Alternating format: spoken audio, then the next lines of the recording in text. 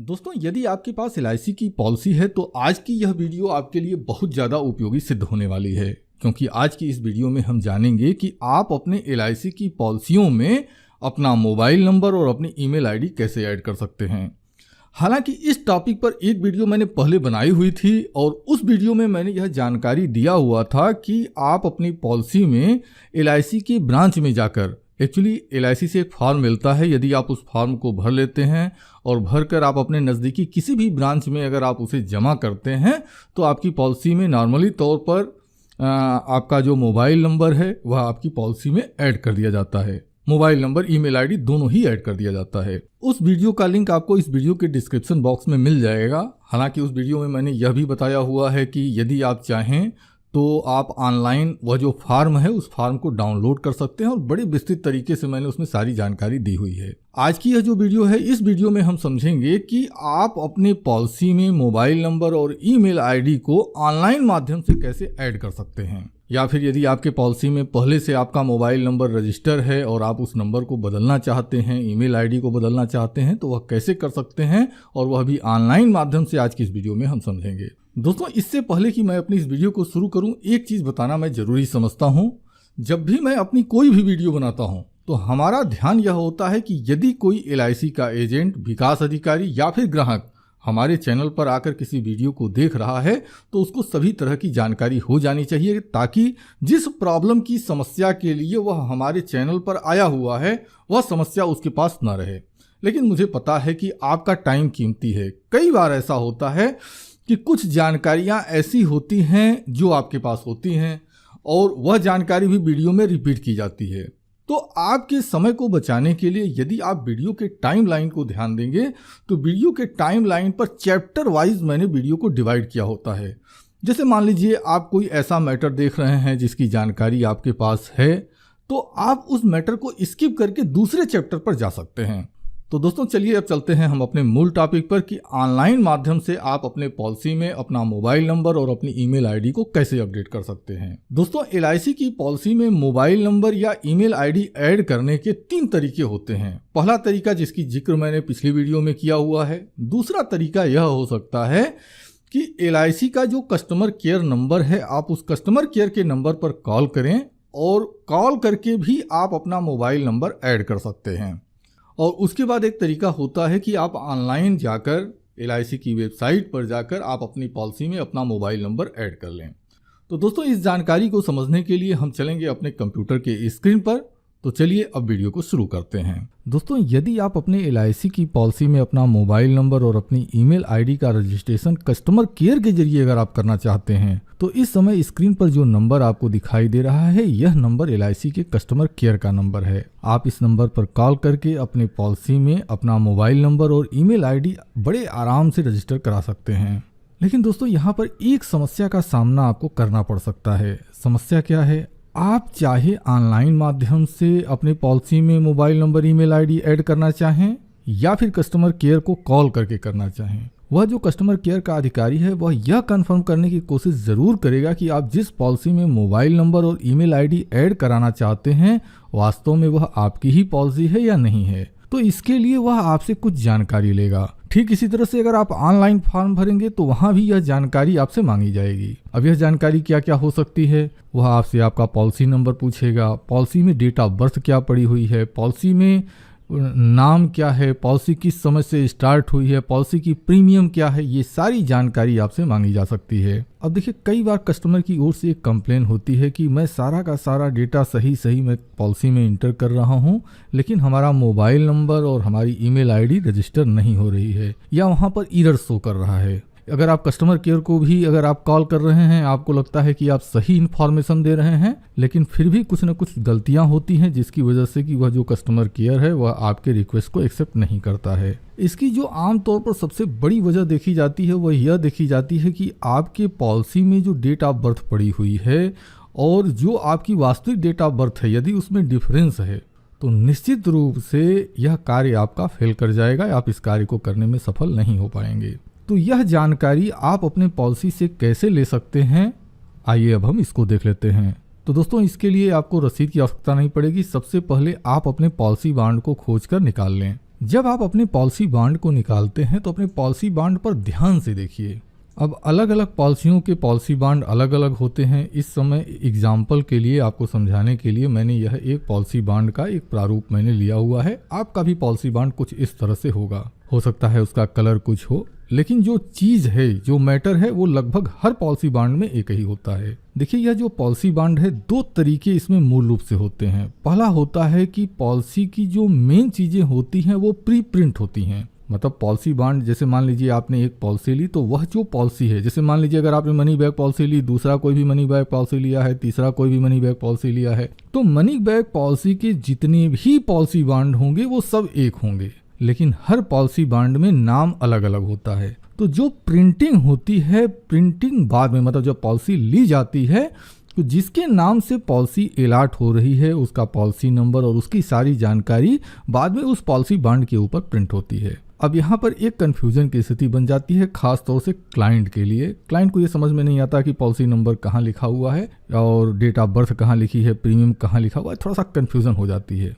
लेकिन अगर आप बारीकी से देखेंगे तो आप बड़ी आसानी से समझ पाएंगे। जैसे अगर आप इस पॉलिसी बॉन्ड को देखिए तो यहाँ पर लेफ्ट साइड में ऊपर से अगर देखें, ध्यान दीजिए, तो सबसे पहले जो प्री प्रिंट है, मतलब जो पहले से प्रिंट किया हुआ है पॉलिसी बॉन्ड के ऊपर, वहाँ लिखा है पॉलिसी संख्या, इसके बाद लिखा है आरंभ तिथि, उसके नीचे लिखा हुआ है जोखिम आरंभ होने की तिथि, उसके ठीक नीचे अगर आप देखेंगे तो तालिका एवं अवधि लिखा है, इंग्लिश में भी लिखा हुआ है, टेबल एंड टर्म लिखा हुआ है। तो आपको सीरियल वाइज ध्यान देना होगा। इसके जस्ट बगल में देखिए, अब जैसे ये प्रिंट यहाँ पर हुआ है, मैंने यहाँ सारी की सारी चीज़ें मैंने हाइड कर दी हैं क्योंकि यह किसी न किसी क्लाइंट का डेटा होगा और मैं नहीं चाहता हूँ कि इस क्लाइंट का डेटा मेरी वजह से किसी दूसरे के पास जाए और कोई भी दूसरा व्यक्ति इस क्लाइंट के लिए इन चीज़ों का मिसयूज कर सके, तो इसलिए मैंने इसको हाइड कर दिया है। अब दोस्तों है क्या, अगर आप इस प्रिंट आउट को देखेंगे ना, मतलब जो बाद में इस क्लाइंट का डेटा इस बॉन्ड के ऊपर प्रिंट किया गया, तो वह भी ठीक इसी प्रकार से सीरियल नंबर से होगा। यानी यहाँ जो पहला लिखा गया, यहाँ यह जो पहला लिखा होगा वो पॉलिसी संख्या होगा। आरंभ तिथि यानी जब पॉलिसी चालू हुई है तो उसकी डेट यहाँ पर दी होगी। तो इस तरह से अगर आप देखेंगे तो आपको यहाँ पर सारे के सारे डेटा दिखाई देने लगेंगे। तो इस पॉलिसी में जो पॉलिसी संख्या है, देखिए यहाँ पर दिखाई दे रही है। अब इसके बाद आपको यह पता होना चाहिए कि यह पॉलिसी किसके नाम से रजिस्टर हुई है, यानी यह किसके नाम से पॉलिसी चल रही है। तो यहाँ देखिए लिखा हुआ है name and address of the proposer and life assured, यानी प्रस्तावक एवं बीमित व्यक्ति का नाम और पता। तो यहाँ जो नाम लिखा होगा सबसे पहले ऊपर में, यह इस पॉलिसी का पॉलिसी धारक है, यानी इसके नाम से पॉलिसी है। तो जहाँ पर नाम लिखना होगा वहाँ पर जिस फॉर्मेट में जैसे यह नाम लिखा होगा आपके पॉलिसी बॉन्ड में, ठीक इसी तरह से आप नाम वहाँ पर लिखेंगे। अब बारी आती है डेट ऑफ बर्थ की। तो अब इस पॉलिसी बॉन्ड में अगर आप ध्यान दीजिए तो देखिए यहाँ पर जन्म तिथि लिखी हुई है, उसके जस्ट नीचे बीमित व्यक्ति की आयु लिखी हुई है। आप अपने पॉलिसी बॉन्ड में देख लें तो ठीक इसी तरह से अब ये सीरियल वाइज आपको सर्च करना होगा। सर्च करके अगर आप देखेंगे तो इस पॉलिसी बॉन्ड में देखिए जो डेट ऑफ बर्थ छपी है वो कुछ यहाँ पर छपी हुई है। तो दोस्तों इस प्रकार से आप अपने पॉलिसी से आपका नाम क्या है, पॉलिसी नंबर क्या है, पॉलिसी में डेट ऑफ बर्थ क्या पड़ी हुई है, ये सारी जानकारी को एक जगह इकट्ठा करके रख लें, मतलब किसी कागज़ पर नोट करके रख लें। और उसके बाद तब आप कस्टमर केयर को कॉल करें, क्योंकि वो डेटा जो आपसे मांगेगा वह जानकारी आप दे पाएंगे और उसके बाद आपका मोबाइल नंबर और आपकी ईमेल आईडी आपके पॉलिसी में ऐड हो जाएगी। अब चूंकि यह जानकारी कस्टमर केयर के लिए भी ज़रूरी थी और जब आप ऑनलाइन रजिस्ट्रेशन करेंगे तो वहाँ भी आपको इसकी ज़रूरत पड़ेगी, तो इसलिए मैंने यह जानकारी आपको दे दी है। अब चलिए हम चलते हैं LIC की वेबसाइट के ऊपर और वहाँ पर चलकर समझते हैं कि एक पॉलिसी में मोबाइल नंबर और ईमेल आईडी कैसे ऐड किया जाता है। दोस्तों मैंने अपने कंप्यूटर में गूगल क्रोम ओपन किया हुआ है और यहाँ पर गूगल के सर्च बॉक्स में हम लिख लेते हैं LIC of India. LIC of India लिखकर आप सर्च कर दें। जैसे ही आप LIC ऑफ इंडिया लिखकर सर्च करते हैं, यह देखिए यह जो लिंक है LIC की ऑफिशियल वेबसाइट का लिंक है। इसकी आईडी भी बहुत सिंपल है, licindia.in। तो आप डायरेक्टली चाहें तो licindia.in लिखकर भी आप सर्च कर सकते हैं, जिसमें सुविधा हो। तो इस समय देखिए हमारे कंप्यूटर में ये LIC की जो वेबसाइट है ये ओपन हो चुकी है। अब यदि हमको LIC की वेबसाइट के थ्रू LIC की पॉलिसी में मोबाइल नंबर और ईमेल अपडेट करना है तो यहाँ देखिए कई ऑप्शन दिए हुए हैं। हमको जाना होगा कस्टमर सर्विस वाले ऑप्शन में, और जैसे ही इस पर कर्सर लेकर आएंगे आप यहाँ पर नीचे देखेंगे तो ये देखिए लिखा है update your contact detail online. आपको इस ऑप्शन को सेलेक्ट करना होगा। अब जैसे ही आप इस ऑप्शन को सेलेक्ट करेंगे, यहाँ देखिए अपडेट योर कॉन्टैक्ट डिटेल लिखा हुआ आ रहा है, आप इस ऑप्शन को क्लिक कर दीजिए। अब एक नए टैब के अंदर यह एक फॉर्म ओपन हो गया है। देखिए यहाँ पर full name, date of birth, mobile number, email ID, choose number of policies, ये देखिए ऑप्शन भरने के लिए दे रहा है। तो अभी हम लोगों ने समझा था कि पॉलिसी में नाम कैसे निकालेंगे, डेट ऑफ बर्थ कैसे निकालेंगे। उम्मीद करता हूं कि आपने किसी कागज में अपना डेटा नोट कर लिया होगा। तो अब बारी बारी से चलिए हम इस फॉर्म को भर लेते हैं। डेट ऑफ बर्थ लिखते समय आपको ये ध्यान देना है कि जिस फॉर्मेट में लिखा हुआ है, यानी DD, MM और YYYY के फॉर्मेट में हमको यहाँ पर डेट ऑफ बर्थ नोट करनी है। यदि आप यहाँ से डेट ऑफ बर्थ नोट कर सकते हैं, that is very good. Otherwise आप यहाँ पर सेलेक्ट करके और यहाँ पर ईयर चूज करके, मंथ चूज करके और उसके बाद डेट सेलेक्ट करके भी डेट ऑफ बर्थ को सेलेक्ट कर सकते हैं। तो चलिए मैं यहाँ पर लिख कर ही डेट ऑफ बर्थ डाल देता हूँ। मैंने यहाँ पर डेट ऑफ बर्थ इंटर कर दी है। अब हमको यहाँ पर मोबाइल नंबर इंटर करना होगा। तो जो भी मोबाइल नंबर आप अपनी पॉलिसी में देना चाहते हैं वह मोबाइल नंबर यहाँ पर इंटर कर दें। अब इसके बाद फिर आपको अपनी ईमेल आईडी देनी होगी। अब ईमेल आईडी दे लेने के बाद यहाँ पर दिया है चूज नंबर ऑफ पॉलिसीज। तो जितनी भी पॉलिसियाँ आपकी हैं, आप उतनी पॉलिसी के नंबर आप सेलेक्ट कर सकते हैं। फिलहाल मुझे सिर्फ एक ही पॉलिसी रजिस्टर करनी है, तो मैं यहाँ पर एक ही रहने दूंगा। यदि आपके पास एक से अधिक पॉलिसी है तो आप जितनी भी पॉलिसियों में मोबाइल नंबर ऐड करना चाहते हैं आप उसको यहाँ से सेलेक्ट कर सकते हैं।